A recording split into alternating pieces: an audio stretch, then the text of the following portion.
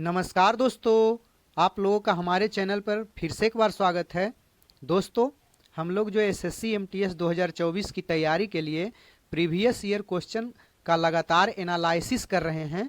जो दोस्त लोग नहीं देखे हैं वीडियो, कृपया वो प्लेलिस्ट हमारे चैनल पे बना हुआ है, उसको देख लें। तो दोस्तों, उसी के आधार पे, प्रीवियस ईयर क्वेश्चन के आधार पे ही यहाँ पे मैं आप लोगों के लिए जीके जीएस एवं करेंट का 25 क्वेश्चन का हूबहू एग्जाम के जैसा ही प्रैक्टिस सेट लेकर आया हूँ। आप लोग भी इसका आंसर दीजिएगा और देखिएगा कि इन 25 में से कितने नंबर आपके आते हैं, और आप कॉपी वगैरह पे आंसर लिखते जाइएगा और लास्ट में कमेंट करके बताइएगा कि कितना आंसर आपका सही हुआ। तो देखते हैं दोस्तों, पहला क्वेश्चन, इनमें से किस शासक ने चतुर्थ बौद्ध संगीति कश्मीर में आयोजित की? तो दोस्तों, टोटल अभी तक 4 बौद्ध संगीतियां आयोजित हुई, जिसमें पहली बौद्ध संगीति की अगर बात करें तो राजगृह में हुई, राजा अजातशत्रु थे, 483 ईसा पूर्व में हुई, 483 ईसा पूर्व में।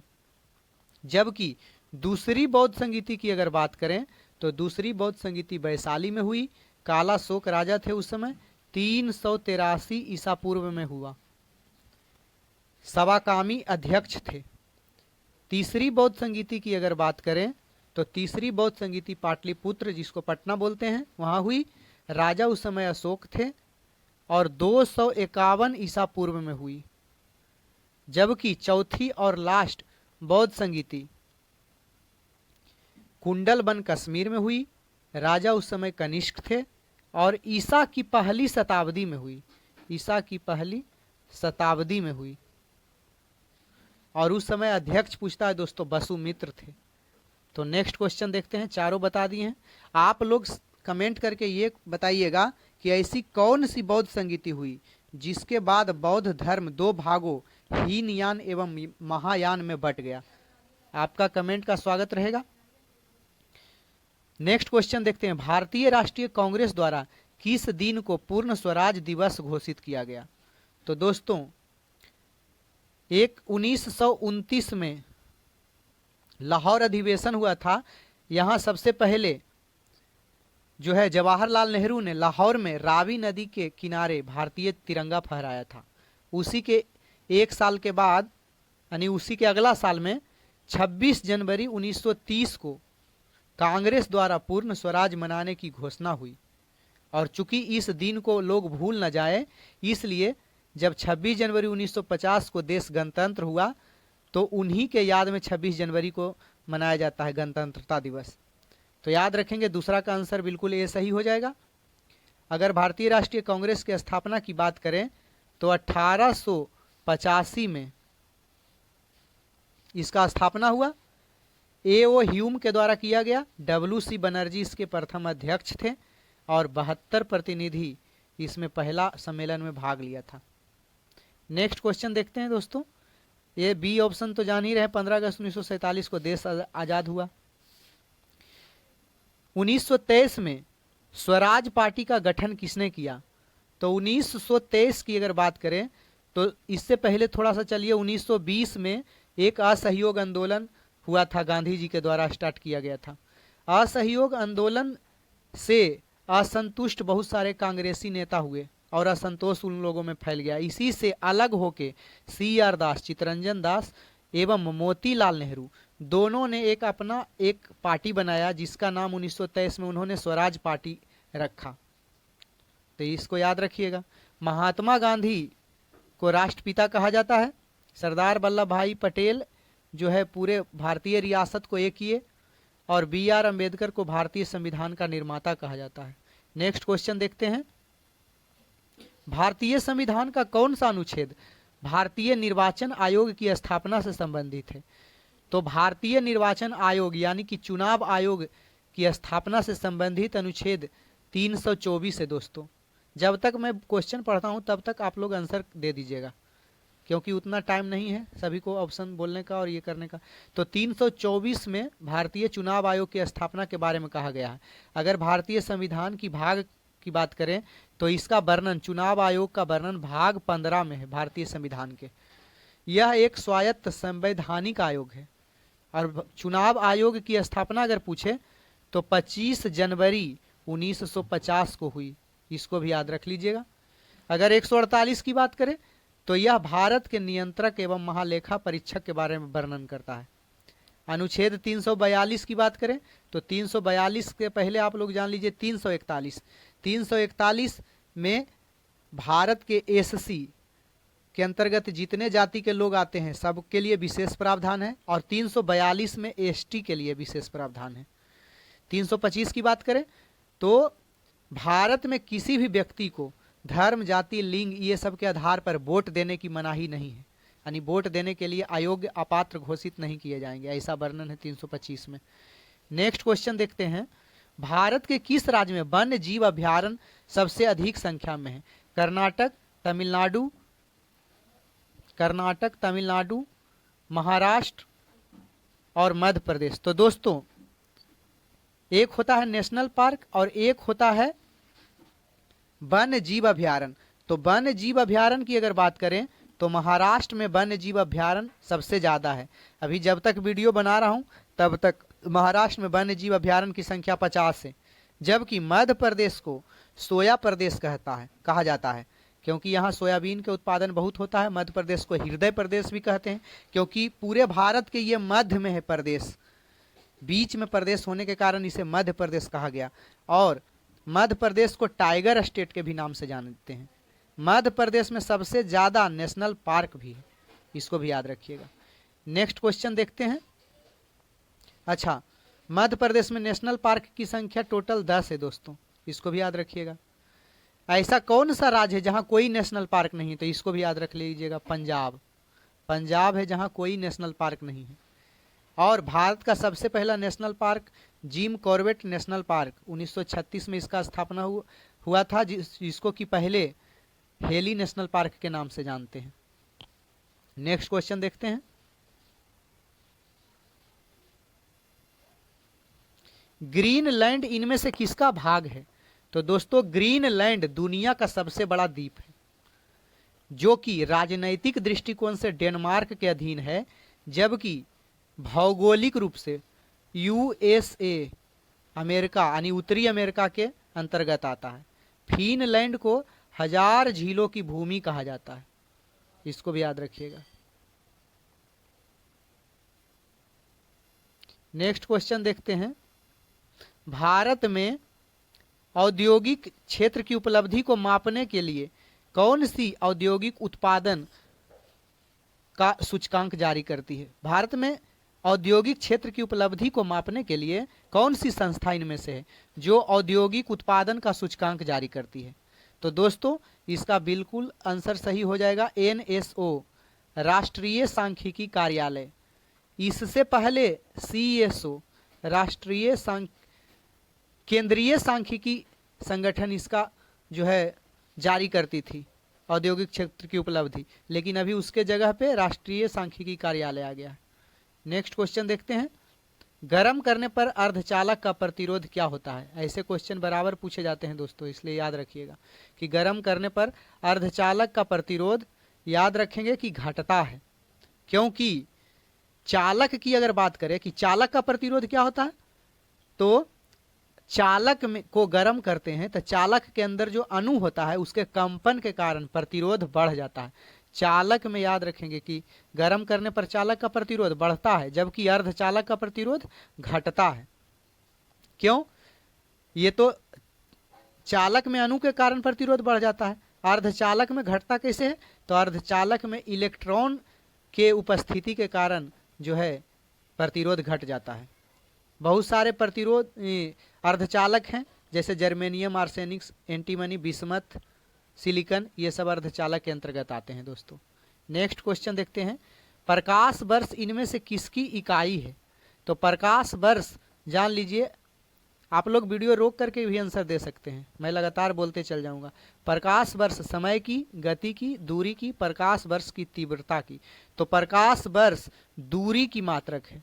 बहुत सारे लोग देखेंगे वर्ष लगा है तो समय का मार देंगे, इसलिए ऐसा क्वेश्चन बराबर पूछा जाता है। तो दूरी का मात्रक है, बहुत बड़ी दूरियों को हम प्रकाश वर्ष में मापते हैं। एक प्रकाश वर्ष याद रखिएगा, 1 प्रकाश वर्ष बराबर 9.46 गुना 10⁻15 मीटर होता है। जबकि दूरी का सबसे बड़ा मात्रक क्या होता है, आप लोग कमेंट करके बताइएगा। ऐसे सुन लीजिए, पारसेक होता है और 1 पारसेक में बता देते हैं 3.26 प्रकाश वर्ष होता है। एक पारसेक बराबर, दूरी का सबसे बड़ा मात्रक पारसेक होता है और 1 पारसेक में 1 पारसेक बराबर 3.26 प्रकाश वर्ष होता है। नेक्स्ट क्वेश्चन देखते हैं। चूने का पानी किसके द्वारा दूधिया हो जाता है? तो चूने का पानी कार्बन मोनोऑक्साइड, जिसका सूत्र है CO, इसके द्वारा, या कार्बन डाइऑक्साइड CO2 के द्वारा, या ऑक्सीजन गैस O2 के द्वारा, या ओजोन गैस। आप लोग कमेंट करिएगा दोस्तों, इसमें बताइएगा ओजोन गैस का रासायनिक सूत्र क्या होता है। आप लोग कमेंट कीजिएगा। ये 3 गो का हम लिख दिए हैं, चौथा का छोड़ दिए अभी। तो चूने का पानी जो है दूधिया हो जाता है कार्बन डाइऑक्साइड के द्वारा। इसका सूत्र याद रखिएगा। बूझा चूना का जो पानी होता है CaOH का होल ट्वाइस, इसको जब कार्बन डाइऑक्साइड से CO2 से प्रतिक्रिया कराते हैं तो कैल्शियम कार्बोनेट ठोस रूप में बनता है CaCO3, इसको कैल्शियम कार्बोनेट बोलते हैं ठोस रूप में। और जो H2O होता है जल बनता है। यही इसी का कलर चूना के उपस्थिति के कारण और कार्बन डाइऑक्साइड के उपस्थिति के कारण दूधिया हो जाता है।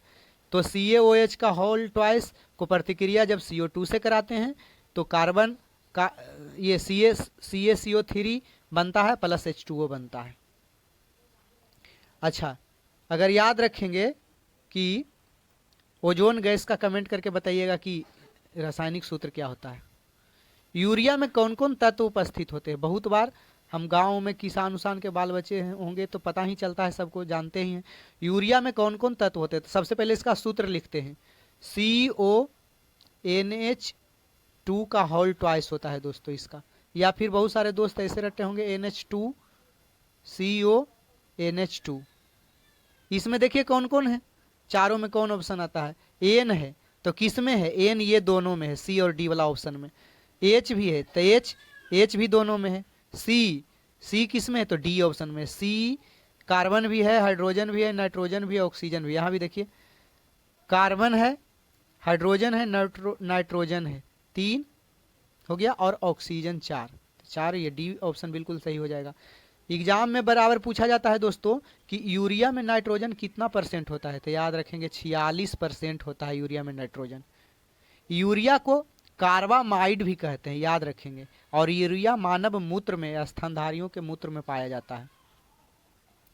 इनमें से कौन सा विटामिन रक्त के थक्के बनाने में प्रभावित होता है? तो रक्त के थक्का बनाने में विटामिन की अगर बात करें तो vitamin A, B, D, K। तो विटामिन जो पढ़िएगा, विटामिन K जो है रक्त का थक्का बनाने में महत्वपूर्ण भूमिका निभाता है। और अगर पूछेगा कि किस हार्मोन के कारण, किस प्रोटीन के कारण ये बनता है, तो याद रखेंगे फाइब्रिनोजेन। इसके कारण कभी कभी एग्जाम में विटामिन ना देके ये दे देगा फाइब्रिनोजेन। तो इसको सुन लीजिए। आपको एक होता है शरीर में जब कहीं पे अंग कटता है किसी भी व्यक्ति का या स्तनधारी का, कोई जीव का, तो थ्रोम्बोप्लास्टिन प्लस प्रोपोप्रोम्बिन प्लस कैल्शियम तीनों मिलके थ्रोम्ब्रिन का निर्माण करता है। फिर थ्रोम्ब्रिन और फाइब्रिनोजेन मिलकर फिब्रिन का निर्माण करता है। सुन लीजिएगा स्थिर से, फिर बैक करके। और फिर फिब्रिन और रक्त का रुधिराणु जो होता है, यही दोनों सॉरी दोस्तों, रक्त का थक्का बना देता है। एग्जाम में पूछा जाता है जनरल, रक्त का थक्का बनने में एक सामान्य स्वस्थ मनुष्य का कितना टाइम लगता है?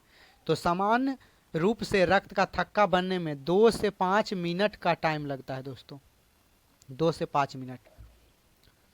अच्छा, ये तो बराबर पूछ लिए। विटामिन अगर पूछेगा किस विटामिन के कारण रक्त का थक्का प्रभावित होता है, रक्त का थक्का बनता है, तो विटामिन के उपस्थिति के कारण। विटामिन के की उपस्थिति नहीं रहेगी तो रक्त का थक्का नहीं बनेगा। अब प्रोटीन पूछेगा तब फाइब्रिनोजन सॉरी दोस्तों। अच्छा, विटामिन ए की बात करें तो विटामिन ए की कमी से रतौंधी होती है, जो गाजर में उपस्थित होता है, आम वगैरह में। विटामिन बी की कमी से बेराबेरी अंकुरित अनाज में होता है। विटामिन डी की कमी से सूखा रोग ऑस्टियोमलेशिया होता है। और विटामिन डी सूर्य के प्रकाश में सवेरे में मिलता है। नेक्स्ट क्वेश्चन देखते हैं, इनमें से कौन महिला सेक्स हार्मोन है? तो एस्ट्रोजन, एंड्रोजन, इंसुलिन, ऑक्सीटोसिन। तो याद रखेंगे एस्ट्रोजन जो है इनमें से महिला सेक्स हार्मोन है, जो प्रजनन प्रणाली के विकास में सहायक होता है। इसे ही फीमेल हार्मोन भी बोला जाता है। जबकि पुरुष सेक्स हार्मोन की अगर बात करें तो टेस्टोस्टेरोन को बोला जाता है पुरुष सेक्स हार्मोन। इसमें इंसुलिन है, इंसुलिन की कमी से जानते हैं मधुमेह रोग होता है। जबकि ऑक्सीटोसिन के बात करें तो ऑक्सीटोसिन जन्म के समय जो है गर्भाशय का संकुचन करता है, फैलने सिकुड़ने में मदद करता है, और स्तनपान के लिए माँ को उत्तेजित करता है, बच्चा का स्तनपान कराने के लिए ऑक्सीटोसिन हार्मोन।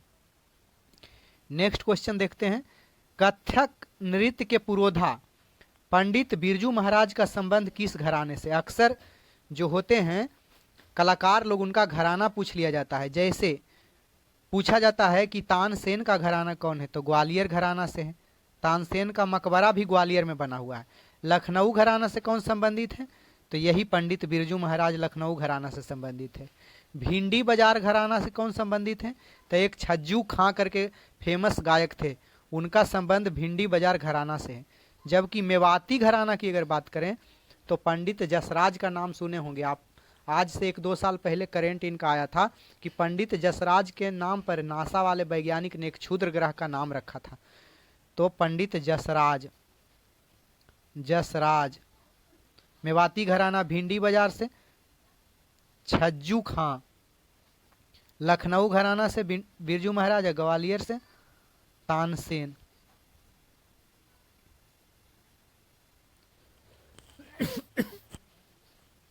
नेक्स्ट क्वेश्चन देखते हैं, पारसी नव वर्ष को किस नाम से जाना जाता है?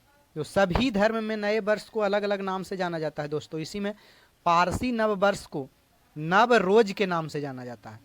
और नवरोज को यूनेस्को के अमूर्त सांस्कृतिक धरोहर के लिस्ट में शामिल किया गया है। अमूर्त सांस्कृतिक धरोहर किसे कहते हैं?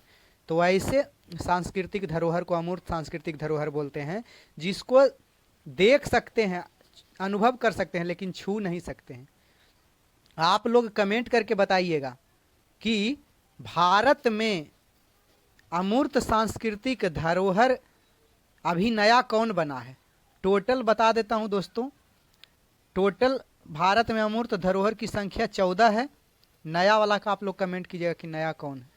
अच्छा, नवरोज कहाँ मनाया जाता है? तो नवरोज गुजरात महाराष्ट्र में मनाया जाता है। जबकि उगादी त्यौहार की अगर बात करें तो यह आंध्र प्रदेश, कर्नाटक, तेलंगाना, गोवा ये सब में मनाया जाता है। मकर संक्रांति तो देश के सभी राज्य में अलग अलग नामों से मनाया जाता है।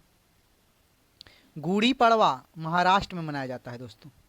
नेक्स्ट क्वेश्चन देखते हैं, उस्ताद बिस्मिल्लाह खां का संबंध किस वाद्य यंत्र से है? इनके बारे में तो बराबर पूछा जाता है। ये हमारे भारत रत्न से सम्मानित हीरा हैं। तो उस्ताद बिस्मिल्लाह खां का संबंध, बिहार वाले भी याद रखेंगे कि इनका संबंध बिहार से है, और ये शहनाई वादन से संबंधित है। सितार वादन से बहुत प्रसिद्ध पंडित रविशंकर जी हैं। सरोद से उस्ताद अमजद अली खान हैं। शहनाई से तो बिस्मिल्लाह खां तो हैं ही। और याद रखेंगे कि बिस्मिल्लाह खां जो हैं महोदय, इनको 1956 में संगीत नाटक अकादमी पुरस्कार मिला, जबकि 2001 में भारत रत्न से अलंकृत किया गया, इनको सम्मानित किया गया। नेक्स्ट क्वेश्चन देखते हैं, एक ऑप्शन देखिए यहाँ डी में दिया हुआ है दोस्तों, इसको भी याद रखिएगा कि बांसुरी जो है, बांसुरी से हरिप्रसाद चौरसिया जी संबंधित है। नेक्स्ट क्वेश्चन कहता है, इनमें से सबसे पुराना वाद्य यंत्र कौन है? बीना, सरोद, बांसुरी या तबला? तो दोस्तों याद रखेंगे संगीत का जनक सामवेद कहलाता है, और संगीत का पुरोधा सरस्वती माता को माना जाता है। सरस्वती माता बीना बजाते थे, तो पहले से ही बीना चल रहा है, इसलिए ट्रिक से याद रखेंगे कि बीना जो है सबसे पुराना वाद्य यंत्र है। बहुत बार पूछा जाता है ऐसा कौन सा वाद्य यंत्र है जिस पे सभी राग आसानी से बजाया जा सकता है, तो इसमें बांसुरी है दोस्तों। नेक्स्ट क्वेश्चन देखते हैं। किसकी आत्मकथा प्लेइंग इट माई वे है? तो प्लेइंग इट माई वे ध्यान देंगे सचिन तेंदुलकर, युवराज सिंह, सौरव गांगुली या एमसी मैरी कॉम। तो प्लेइंग इट माई वे सचिन तेंदुलकर की आत्मकथा है। जबकि युवराज सिंह की अगर बात करें तो The Test of My Life का इनका आत्मकथा है। सौरभ गांगुली की अगर बात करें तो A Century Is Not Enough, एक शताब्दी काफ़ी नहीं है, इनका आत्मकथा है। जबकि एमसी मैरी कॉम का अगर बात करें तो अनब्रेकेबल इनका आत्मकथा का नाम है। नेक्स्ट क्वेश्चन देखते हैं। 2011 के जनगणना के अनुसार निम्न घनत्व वाला राज्य इनमें से कौन है? तो 2011 में जनगणना जो हुआ था दोस्तों, सबसे पहले याद रखेंगे आप लोग, आंसर सोचिए। 15वीं जनगणना हुई भारत की, और उसके अध्यक्ष उस समय आयुक्त थे सी चंद्रमौली जी थे। सी चंद्रमौली थे, उनके वही जनगणना आयुक्त थे। और उस समय सबसे ज़्यादा देश का जनसंख्या यूपी का था, सबसे कम सिक्किम का है। उसके अनुसार जो है अरुणाचल प्रदेश में सबसे कम जनसंख्या घनत्व है। जबकि सबसे ज़्यादा जनसंख्या घनत्व की बात करें तो बिहार राज्य उसके अंतर्गत आता है। अगर दोस्तों केंद्र शासित प्रदेश की बात करें तो जनसंख्या घनत्व सबसे ज़्यादा दिल्ली का है। और एससी की जनसंख्या की बात करें तो उत्तर प्रदेश में सर्वाधिक एससी है, जबकि एसटी की जनसंख्या की बात करें तो सबसे ज़्यादा मध्य प्रदेश में एसटी है। तो ये सभी फैक्ट याद रखेंगे 2011 के जनगणना के अनुसार। नेक्स्ट क्वेश्चन देखते हैं। ओलंपिक में भाला फेंक खेल में भाग लेने के लिए जो भाला फेंक खेल में भाग लेते हैं उस भाले का वजन कितना होता है? तो ओलंपिक में भाग जो लिया जाता है, जैसे अभी हमारे सॉरी दोस्तों थोड़ा फ़ोन आ रहा है इधर, तो इसको साइलेंट कर लेते हैं। हाँ, तो ओलंपिक में भाला खेल में भाले का वजन, ऐसे करके क्वेश्चन बहुत सारा पूछ लिया जाता है कि फुटबॉल का वजन कितना होता है, फुटबॉल का वजन कितना होता है, या फिर भाला का वजन कितना होता है, या फिर गेंद का वजन कितना होता है। तो याद रखेंगे भाला जो फेंका जाता है उसका वजन 800 ग्राम होता है। पाउंड में इसका वजन 1.8 पाउंड होता है। जबकि पुरुषों का भाले का वजन, जबकि महिलाओं के भाले का वजन 600 ग्राम होता है, जो पाउंड में 1.3 पाउंड का होता है। इसको भी याद रखिएगा। नेक्स्ट क्वेश्चन, बीच में दोस्तों घर आया हुआ हूँ, बीच में कुछ डिस्टर्ब हो जाता है, उसके लिए सॉरी, इसलिए वीडियो बनाने में थोड़ा प्रॉब्लम हो रहा है। नेक्स्ट क्वेश्चन देखते हैं। समलैंगिक विवाह को मान्यता देने वाला दक्षिण पूर्व एशिया का पहला देश कौन सा है? तो समलैंगिक विवाह मतलब होता है दोस्तों एक ही लिंग में दो व्यक्तियों का विवाह, जैसे स्त्री स्त्री का विवाह या पुरुष पुरुष से ही विवाह कर लेते हैं। तो ऐसा मान्यता देने वाला दक्षिण पूर्व एशिया का पहला देश थाईलैंड है। नेक्स्ट क्वेश्चन देखते हैं। पेरिस ओलंपिक 2024 में नीरज चोपड़ा ने निम्न में से कौन सा पदक जीता? तो नीरज चोपड़ा ने पेरिस ओलंपिक 2024 में सिल्वर पदक जीता है, याद रखेंगे। गोल्ड भारत का एक भी नहीं मिला, ब्रॉन्ज 5 मिला। टोटल भारत ने पेरिस ओलंपिक 2024 में 6 पदक जीते और भारत का पोजीशन 71वां रहा। 57वां पुरस्कार इसमें नहीं दिया जाता है दोस्तों ओलंपिक में, इसलिए याद रखेंगे। पिछले वर्ष टोक्यो ओलंपिक में नीरज चोपड़ा ने गोल्ड जीता था, इसको भी याद रखिएगा। 70वें राष्ट्रीय फिल्म पुरस्कार में बेस्ट फीचर फिल्म का अवार्ड किसको मिला है? तो 70वें राष्ट्रीय फिल्म पुरस्कार में बेस्ट फीचर फिल्म का पुरस्कार आटम को मिला है दोस्तों, जबकि बेस्ट हिंदी फिल्म का पुरस्कार गुलमोहर को मिला।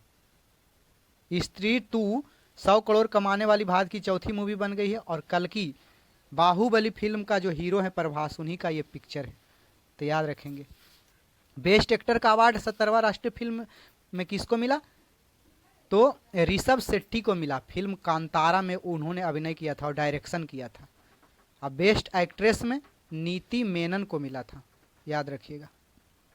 नेक्स्ट क्वेश्चन देखते हैं, तीरंदाजी एशिया कप 2024 में भारत ने कुल कितने स्वर्ण पदक जीते? तो तीरंदाजी एशिया कप 2024 में भारत ने कुल 9 स्वर्ण पदकों के साथ टोटल 14 पदक जीते भारत ने। नेक्स्ट क्वेश्चन देखते हैं।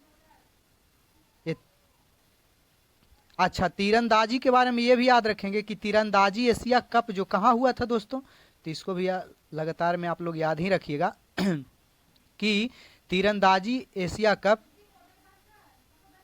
बगदाद, जो कि इराक का एक शहर है, इराक के बगदाद में हुआ था, इसको याद रखिए। और आज का लास्ट क्वेश्चन है, छोटे इंडस्ट्री के विकास हेतु ऋण मुहैया कराने वाली सिडबी बैंक का फुल फॉर्म क्या है? छोटे इंडस्ट्री के विकास कराने के लिए ऋण मुहैया कराने वाली बैंक का नाम है सिडबी बैंक। इसका फुल फॉर्म क्या है दोस्तों?